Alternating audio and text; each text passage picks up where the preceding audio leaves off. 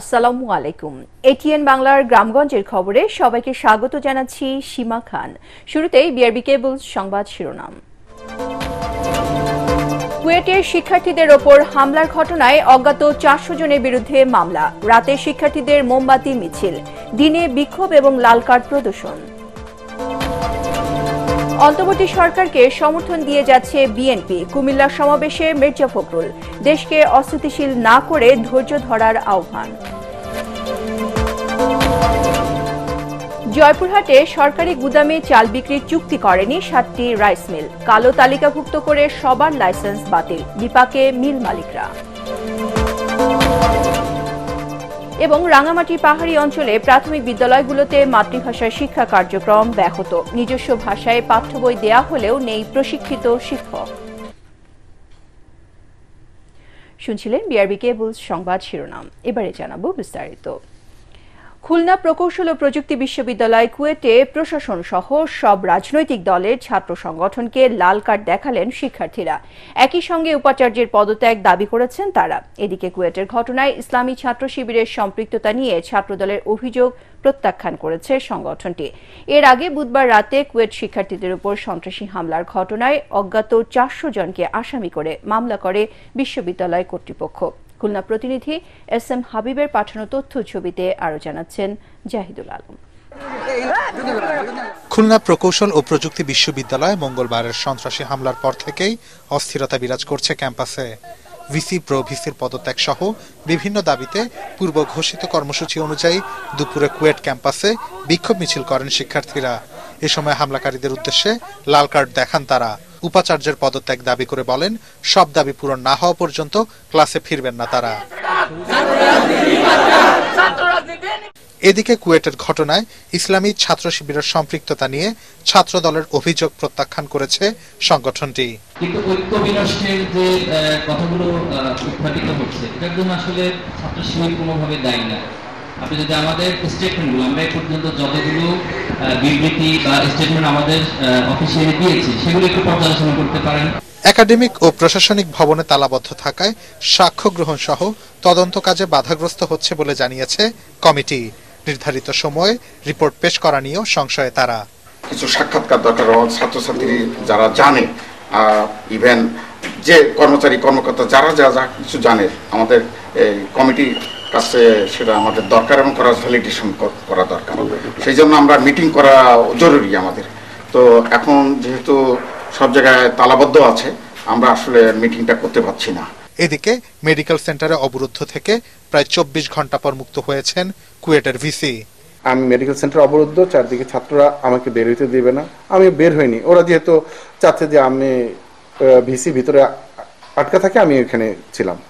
তারপর বিভিন্ন রকমের দাবি আমি কালকে সিন্ডিকেট করেছি। সিন্ডিকেট করে তাদের যে দাবিগুলো ছিল সবগুলো দাবি উপস্থাপন করেছি এবং তাদের সবগুলো দাবিকে এন্টারটেইন করা হয়েছে এবং তারা যেভাবে চেয়েছে সব ওইভাবেই আমরা করেছি, কারণ আমার সিন্ডিকেট মেম্বাররা সবাই আন্তরিক ছিলেন এই বিষয়গুলো।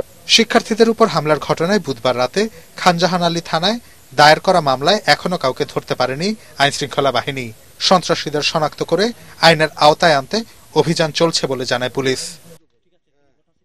Bureau report, ATN Bangla. অন্তর্বর্তী সরকারকে সর্বাত্মক সহযোগিতা ও সমর্থন দিয়ে যাচ্ছে বিএনপি। জাতিকে অনিশ্চয়তার মধ্যে না রেখে দ্রুত নির্বাচন দেওয়ার আহ্বান জানিয়েছেন বিএনপি মহাসচিব মির্জা ফখরুল ইসলাম আলমগীর। কুমিল্লা জনসভায় তিনি বলেন, দেশ নিয়ে গভীর ষড়যন্ত্র চলছে, স্থিতিশীলতা বজায় রাখতে অনতিবিলম্বে নির্বাচন দিতে হবে। এ সময় তিনি অভিযোগ করেন, ডামি আর রাতের ভোটে নির্বাচন করে দেশের নির্বাচন ব্যবস্থাকে স্বৈরাচার আওয়ামী লীগ ধ্বংস করে দিয়েছে। এখন অন্তর্বর্তী সরকারের প্রধান দায়িত্ব মানুষের ভোটাধিকার ফিরিয়ে দিয়ে নির্বাচন ব্যবস্থার প্রতি মানুষের আস্থা ফিরিয়ে আনা।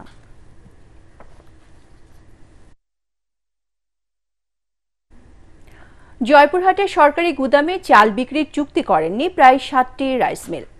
সরকারি শর্ত পূরণ না করায় এসব মিলকে কালো তালিকাভুক্ত করে লাইসেন্স বাতিল করেছে জেলা খাদ্য বিভাগ। মিল মালিকরা বলছেন, বাজারের চেয়ে সরকারের কাছে চালের মূল্য অনেক কম, তাই লোকসান দিয়ে চাল দিচ্ছেন না সরকারি গুদামে। জয়পুরহাট প্রতিনিধি রফিকুল ইসলাম রফিকের পাঠানো তথ্য ছবি নিয়ে আরো জানাচ্ছেন শরীফুল ইসলাম। জয়পুরহাটে প্রতি বছর প্রায় ৭০,০০০ হেক্টর জমিতে ধান চাষ হয়। গেল আমন মৌসুমে এখানে চাল উৎপাদন হয়েছিল প্রায় 2,30,000 মেট্রিক টন। এর মধ্যে সরকারি গুদামে চাল সংগ্রহের লক্ষ্যমাত্রা ধরা হয় 10,492 মেট্রিক টন। জেলায় 327টি রাইস মিলের মধ্যে 267টি 47 টাকা কেজি দরে 9,599 মেট্রিক টন চাল বিক্রির চুক্তি করে সরকারের সঙ্গে। কিন্তু সরকার চাল সংগ্রহের যে দাম নির্ধারণ করেছে তা বাজারের চেয়ে অনেক কম হওয়ায় বাকি 60টি রাইস মিল চুক্তি করেনি। তাদের দাবি, বাজার মূল্য অনুযায়ী কেজিতে 3 টাকা করে লোকসান হচ্ছে। চুক্তি না করায় এদের কালো তালিকাভুক্ত করে লাইসেন্স বাতিল করেছে জেলা খাদ্য বিভাগ। মিল লাইসেন্স এখন থাকলে কি আর না থাকলে কি, আর বর্তমান যে চালের দাম পার কেজিতে 3 টাকা লস হচ্ছে। এটা সরকারকে বাজার যাচাই করতে হবে যে বাস্তবে বাজারটা কি, বাজার মূল্য কত আর সরকারি মূল্য কত। তবে বাজারে ধান চালের দাম বাড়া স্বাভাবিক বলে মনে করছেন এই ব্যবসায়ী নেতা। আমরা লাইসেন্স বাঁচার জন্য প্রতি বছরে 2 টাকা 3 টাকা কেজি লস দিয়ে দিচ্ছি। আর যদি আমরা টার্গেট ইনশাআল্লাহ পূরণ করবো, লস দিয়ে হলেও সরকারের সহযোগিতা করতেছি। সরকারের আমাদের সহযোগিতা করে। সরকারের চাল দিবার যে আমাদের লস হচ্ছে, তবু আমরা লাইসেন্স টিকে রাখার জন্য সরকার চাল দিচ্ছি। 60টি রাইস মিল চুক্তি না করলেও অন্য বরাদ্দ দিয়ে চাল সংগ্রহের লক্ষ্যমাত্রা ছাড়িয়ে গেছে বলে জানালেন জেলা খাদ্য বিভাগের এই কর্মকর্তা। শতভাগ সংগ্রহ করেও আমরা প্রায় 7,000 মেট্রিক টনের মতো অতিরিক্ত চাল আমরা বরাদ্দ নিয়েছি। সেখানে আমরা প্রায় 5,000 মেট্রিক টন চাল অলরেডি আমরা সংগ্রহ করতে সক্ষম হয়েছি। মিল মালিকদের দাবি, সরকারি গুদামে চাল দিলে তাদের ক্ষতি হচ্ছে। আবার অনেকে লাইসেন্স টিকিয়ে রাখতে বাধ্য হয়ে বিক্রি করছেন সরকারের কাছে। এ ব্যাপারে সরকারের কার্যকরী পদক্ষেপের প্রত্যাশা রাইস মিল মালিকদের। Bureau report, ATN Bangla. শিক্ষক সংকট নিরসনের দাবিতে বরিশাল শেরেবাংলা মেডিকেল কলেজে শিক্ষার্থীদের ঘোষিত কমপ্লিট শাটডাউন 4র্থ দিনের মতো অব্যাহত রয়েছে। দাবি আদায়ে দুপুরে কলেজ ক্যাম্পাস থেকে বিক্ষোভ মিছিল বের করেন শিক্ষার্থীরা। পরে হাসপাতালের সামনে সড়ক অবরোধ করেন তারা। এ সময় রাস্তায় যান চলাচল বন্ধ হয়ে যায়। দাবি পূরণ না হওয়া পর্যন্ত কমপ্লিট শাটডাউন অনির্দিষ্টকালের জন্য চলবে বলে জানিয়েছেন আন্দোলনকারীরা। চ্যালেঞ্জের মুখে রাঙামাটির পাহাড়ি অঞ্চলের প্রাথমিক বিদ্যালয়গুলোতে মাতৃভাষায় শিক্ষা কার্যক্রম। নিজস্ব ভাষায় প্রণীত পাঠ্য বই বিতরণ করা হলেও প্রশিক্ষিত শিক্ষকের অভাবে থমকে আছে পাঠদান কার্যক্রম। এ অবস্থায় প্রশিক্ষণের মাধ্যমে দক্ষ শিক্ষক তৈরি করে আদিবাসীদের নিজস্ব ভাষায় একাডেমিক কার্যক্রম জোরদারে তাগিদ দিয়েছেন স্থানীয়রা। রাঙামাটি থেকে পুলক চক্রবর্তীর পাঠানো তথ্য ছবিতে আরও জানাচ্ছেন মিজান শাহজাহান। 2017 সাল থেকে পার্বত্য চট্টগ্রামের শিশুদের মাতৃভাষায় প্রাথমিক শিক্ষা প্রদানের উদ্যোগ নেওয়া হয়। এই পরিকল্পনার আওতায় চাকমা, মারমা, ত্রিপুরা সহ 5টি ক্ষুদ্র নৃগোষ্ঠীর নিজস্ব ভাষায় প্রাক প্রাথমিক শিক্ষার বইও প্রণয়ন করা হয়। উদ্দেশ্য ছিল শিশুদের নিজস্ব ভাষায় প্রাথমিক শিক্ষা দিয়ে তাদের শিক্ষণ প্রক্রিয়াকে সহজ করা। বাস্তবতা হলো 8 বছরেও আলোর মুখ দেখেনি পাহাড়ি ভাষায় পাঠদান। এবার নতুন শিক্ষাবর্ষের শুরুতেই চাকমা, মারমা ও ত্রিপুরা জনগোষ্ঠীর শিশুরা তাদের মাতৃভাষায় পাঠ্য বই পেলেও দক্ষ শিক্ষক না থাকায় শুরু করা যাচ্ছে না পাঠদান।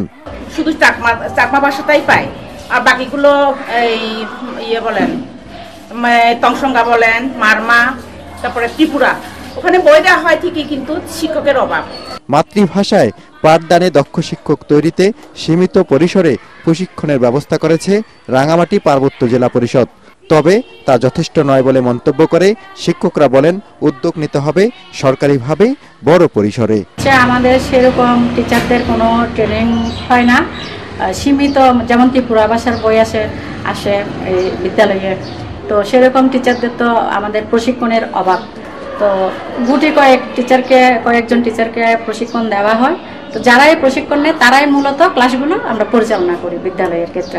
জেলা প্রাথমিক শিক্ষা অফিসার জানান, চলতি শিক্ষাবর্ষে রাঙামাটির 10 উপজেলায় চাকমা, মারমা ও ত্রিপুরা ভাষায় প্রাক প্রাথমিক থেকে 3য় শ্রেণী পর্যন্ত 30,534 জন শিক্ষার্থীর মাঝে 69,219টি পাঠ্য বই বিতরণ করা হয়েছে। আমাদের ত্রিপুরা ভাষায় সকল শিক্ষক সম্পন্ন হয়েছেন, চাকমা ভাষায় অল্প কিছু শিক্ষক বাকি আছেন এবং অধিকাংশ শিক্ষক সম্পন্ন হয়েছে।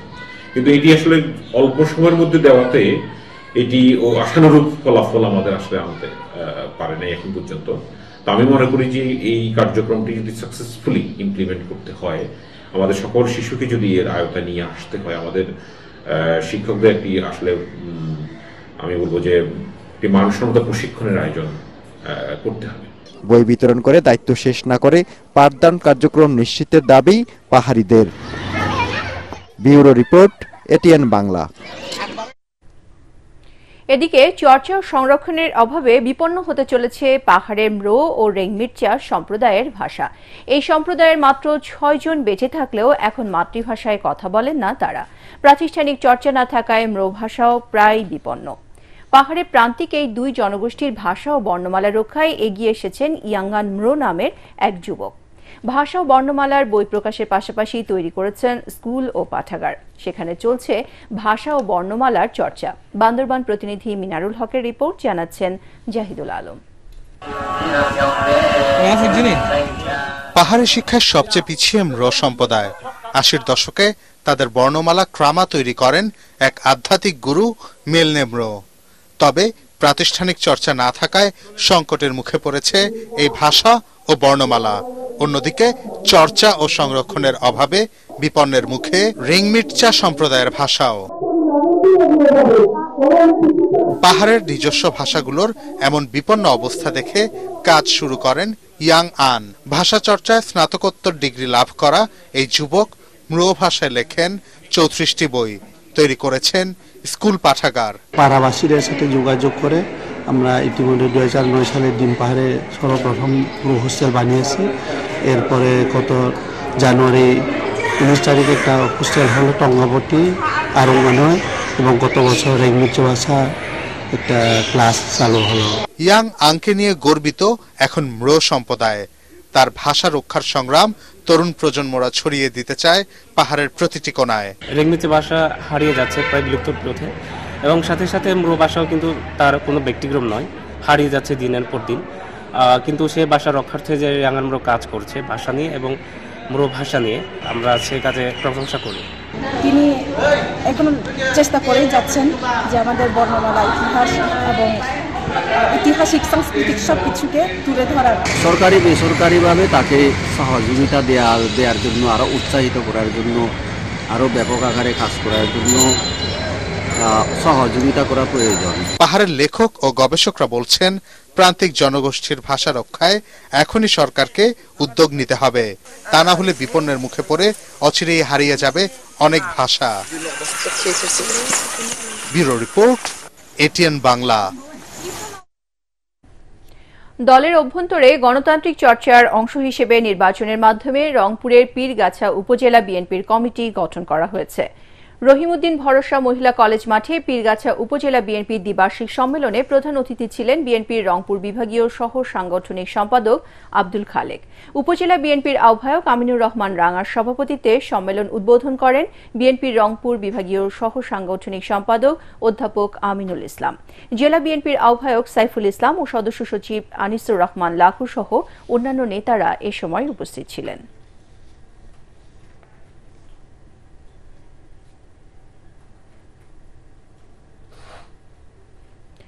ময়মনসিংহের নান্দাইল উপজেলা বিএনপির আহ্বায়ক কমিটি বাতিলের দাবিতে বিক্ষোভ মিছিল ও সমাবেশ করেছেন দলীয় নেতাকর্মীরা। বিকেলে উপজেলার কানারামপুর খুররম খান ডিগ্রি কলেজের সামনে থেকে বিক্ষোভ মিছিল বের করা হয়। মিছিলটি বিভিন্ন সড়ক প্রদক্ষিণ করে শহীদ স্মৃতি ডিগ্রি কলেজ মাঠে গিয়ে শেষ হয়। পরে কলেজ মাঠে সমাবেশে দলের ত্যাগী নেতাকর্মীরা বক্তব্য রাখেন। বক্তারা বলেন, সদ্য ঘোষিত নান্দাইল উপজেলা বিএনপির আহ্বায়ক কমিটিতে ফ্যাসিস্ট দোসরদের নাম থাকায় তা কোনোভাবেই মানা যায় না। এ ব্যাপারে দলের ভারপ্রাপ্ত চেয়ারম্যান তারেক রহমানের হস্তক্ষেপ কামনা করেন নেতাকর্মীরা।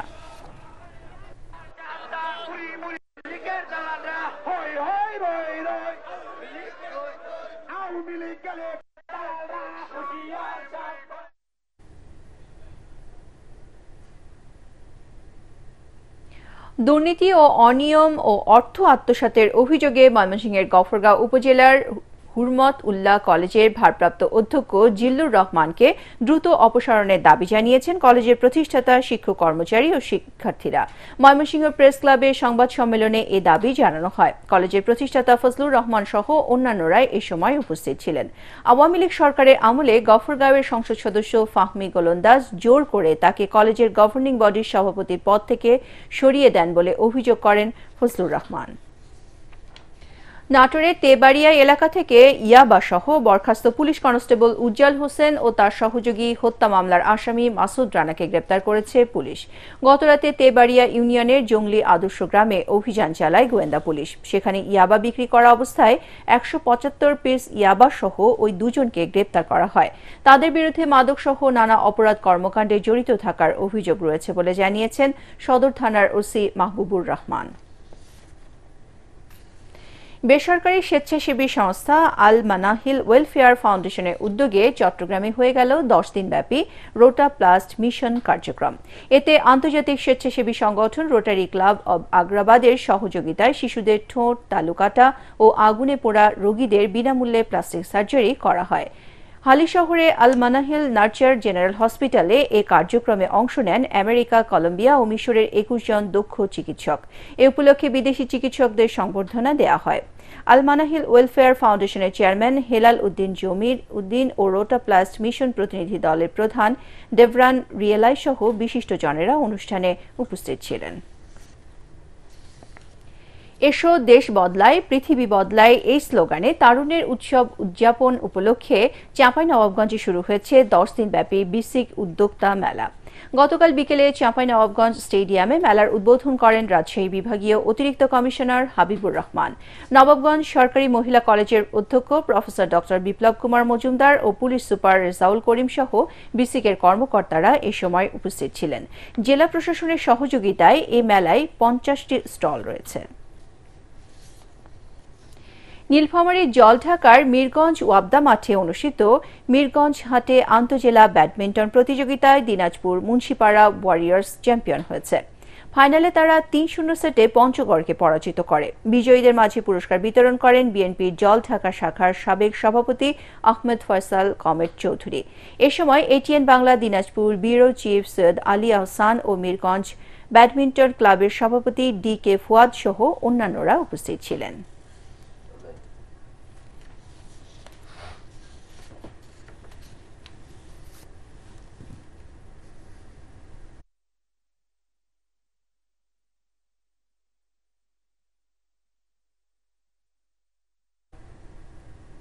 পরবর্তী সংবাদ দেখার আমন্ত্রণ জানিয়ে এখনকার মতো শেষ করছি। এটিএন বাংলা সংবাদ ইউটিউবে দেখতে ব্রাউজ করুন youtube/ATN বাংলা নিউজ। ধন্যবাদ সবাইকে।